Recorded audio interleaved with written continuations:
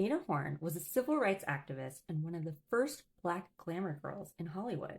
She also has the distinction of being one of the first Hollywood stars to have her own makeup collection.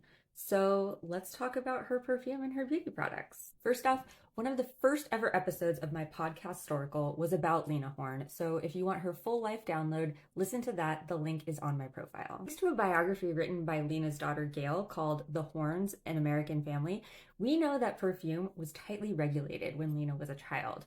Gail wrote, "The top of the dresser was filled with Edna was her mother, collection of French perfume in cut crystal bottles, which Lena was never to touch." And then Gail went on to write, "My mother's bedroom and bath were awash in Chen Yu lipsticks, Guerlain perfumes, prescription pill bottles from MGM's Dr. Feelgood, and books by Agatha Christie, Edna Ferber, Pearl Buck, and John O'Hara." Oh man, lots to unpack there. So Lena wore Guerlain, but we don't know which specific one. Dr. Feelgood pills, ow.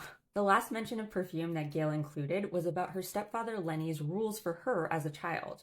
She wrote, "I also strove, whenever possible, to evade Lenny's draconian rules. No alcohol, no tobacco, no painted fingernails, and no Shalimar perfume." So while we don't know which specific perfume Lena wore, safe bet it was Shalimar, since Gail's stepfather pointedly forbade Gail from wearing it.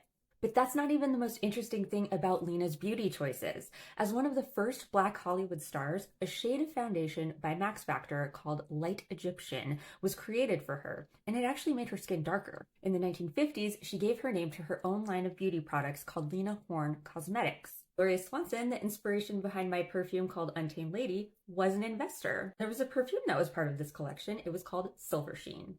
And just look at these ads. Here's another one. This one is my favorite. She looks so glamorous. And I couldn't find a ton of info about the company, but it looks like it was sold kind of the same way as Avon, where you'd have your local rep who would let you try on products.